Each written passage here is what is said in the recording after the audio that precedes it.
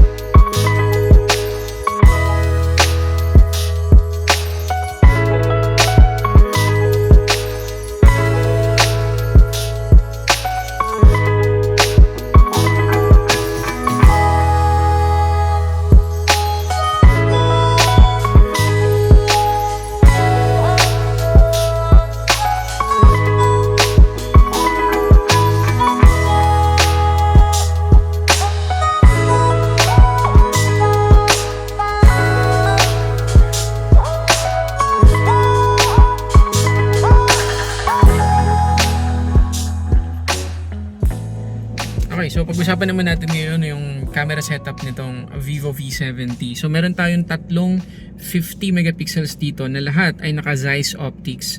So itong selfie camera 50 megapixels na ang tawag ng Vivo ay group selfie camera kasi napaka-wide niya guys, kita nyo. Naka-stretch ngayon yung buong kamay ko at kahit siguro 4-5 tao kasyang-kasya dito sa frame. Ganun siya ka wide. Tapos 4K 30 frames per second yung video recording natin. At if ever na gusto natin na i-enable yung kanyang stabilization, yung EIS, ma-downscale lang siya to 1080p. So wala tayong OIS dito, wala tayong EIS sa 4K video recording. So I suggest if ever man gagamitin natin to sa pag-vlog, mag-gimbal kayo para sigurado. Tapos makikita nyo yung dynamic range natin dito sa selfie camera. Maganda guys kasi kita nyo hindi blown out yung likuran ko kasi matirik yung araw ngayon, buksan ko yung bintana. Ayan, matirik yung araw pero kita nyo yung details, so hindi siya blown out, hindi siya puting puti. Ayan. So nababalance pa rin niya. So try natin siya ngayon sa labas habang naglalakad nang walang EIS, tapos yung meron ding EIS para makita ninyo yung comparison ng dalawa.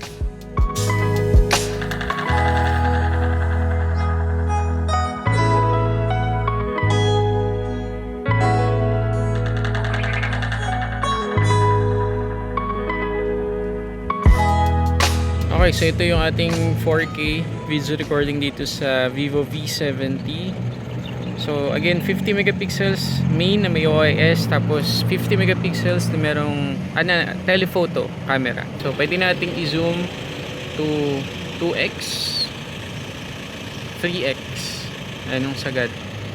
Pero kung gusto nating i-push pa, pwede siya hanggang 15 times digital zoom. Ganda pa rin guys, oh. Meron pa rin depth of field siya. Ayan.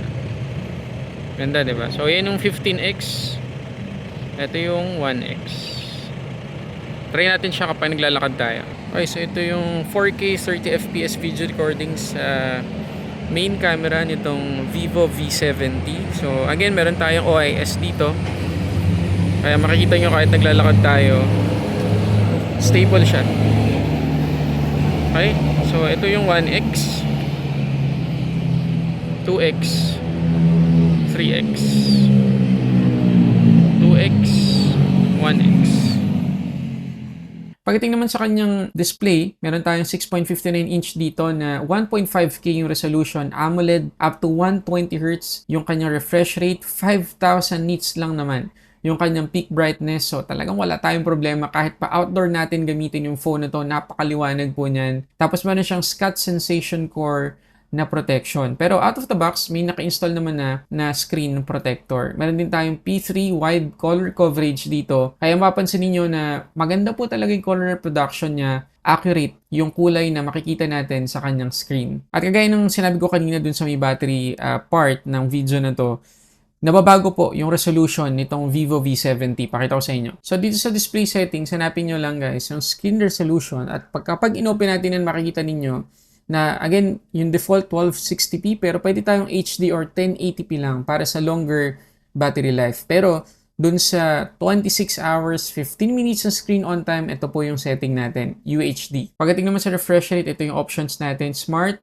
Standard, tsaka High. Tatlo din yung option natin para sa kulay niya. Meron tayong Natural, Professional, at tsaka Bright. At good news guys, kasi yung ating widevine security dito, level 1, tapos Full HD yung max playback resolution natin dito sa Netflix, plus meron pa tayong HDR10 at HDR10 Plus support. So again, hindi lang sa design mukhang flagship itong Vivo V70, pati na rin sa kanyang camera performance at sa display. Naka-Origin OS 6 na rin tayo dito out of the box on top of Android 16, Snapdragon 7 Gen 4 yung ating chipset, LPDDR5X na yung ating RAM dito, at UFS 4.1 yung ating storage type. So mabilis po talaga yung performance ng phone na to. Plus, ang promise ng Vivo for major Android upgrade. So aabot to ng Android 20 at 6 years na security patches. So, ang tagal po talaga natin magagamit ng phone na to. Maliban sa napaka-modern na po na itsura niya, mukhang flagship, matibay siya dahil dun sa mga IP rating na ipinakita ko sa inyo. Nababago-bago yung resolution niya. Maganda po yung kanyang operating system out of the box. Tapos maganda yung storage type niya. Matagal pa po yung kanyang software support. So, talagang para sa akin sulit na sulit yung babayad natin sa phone na to kasi matagal po talaga nating magagamit. Meron din tayo ditong extended RAM or virtual RAM. Ang talagang complaint ko lang mula pa noon, hindi natin ma-customize kung ilang storage or ilang capacity lang yung gusto nating i-dedicate as extended RAM. Dito kasi kapag in-enable natin, automatic, dodoblehin niya. At kagaya dati, dalawa po yung Antutu score na kinuha ko sa phone na to. Isa kapag naka-on yung extended RAM at isa naman kapag naka-off. Ito yung score niya kapag ginamit natin. 1,444,230. So, mataas yan guys. Pero tingnan natin kung mag-i-improve kapag in-off natin yung extended RAM. So, bumaba siya guys. Naging 1,430,322 na lang. So, kung kailangan talaga natin gamitin yung extended RAM, hindi tayo mag-aalala na baka bumagal yung phone. Makakatulong pa siya sa performance, pero kung hindi naman talaga natin kailangan, guys, okay na po yung 8GB of RAM. Tapos, napakagaan po kasi ng feels ng kanyang Origin OS. Tapos, very optimized pa. Kaya, malamang sa malamang, hindi natin kailanganin talaga yung extended RAM. At isang patunay pa guys, na talagang maganda po yung battery consumption nitong phone na to. Tingnan nyo yung wildlife stress test result natin. 1% lang yung nabawas sa kanyang battery at 11 degrees yung nadagdag sa kanyang temperature. So, goods na goods talaga. Pagdating sa gaming performance, makikita nyo dito sa Asphalt 9 na hindi lang basta sagad yung ating performance, na-generate niya po lahat at meron pa siyang support sa 90 FPS na gameplay. So again, napaka-optimized na po ng Origin OS 6 kahit sa mga major games na nilalaro natin dito sa Android phone. Pero makikita nyo guys na napaka-smooth din ng gameplay natin. Pero ang pinaka-importante, na-generate na din lahat ng graphics. Hindi siya hirap, wala tayong mafe-feel na struggle sa kanya. So again, sa ganitong matataas na graphics na mga games, mag-e-enjoy din po tayo dito sa V70. At para sa kaalaman natin, compatible sa Subnautica itong Vivo V70 at makikita niyo napaka-smooth din ng gameplay natin dito. Okay, so yun na lahat guys sa mga gusto kong i-share tungkol dito sa Vivo V70. Napaka-minimal lang no nakita kong cons dito. So siguro ang number one talaga at pinakamalaking downside ng phone na to, wala siyang eSIM support. Para sa isang phone na 39,999 yung pinakamataas na variant, para sa akin, talagang deal breaker yon para sa karamihan sa atin na naka-eSIM na. Pero may workaround naman para maging physical SIM ulit yung eSIM natin or magamit natin yung eSIM natin sa isang phone na walang eSIM support. Pero the rest guys, yung ibang aspect ng phone na to, goods na goods talaga. Simula dun sa kanyang design, display, camera, performance, software support, lalong-lalo na all goods po talaga. Siguro, sana lang, no, sa mga susunod na V-series, wala nang 8GB na RAM na base model. Sana 12GB na yung base model hanggang 16GB na configuration. So, yun lang naman. So, again, maliban dun sa eSIM support, wala na po akong downside na makita dito sa phone na to. Pero okay guys, syempre mahalaga din yung opinion ninyo. Pakilagay dyan sa comment section kung anong masasabi nyo dito sa Vivo V70. Ito na ba yung phone na gusto ninyong bilhin as your next daily driver? Paki-comment din dyan sa baba. Okay, so lahat ng links na kailangan ninyo para ma-order nyo yung phone na to, lalagay ko dyan sa description box sa baba. Okay, so yun na guys, maraming salamat sa panonood para sa samat-saring unboxing reviews. This is Sulit Tech Reviews.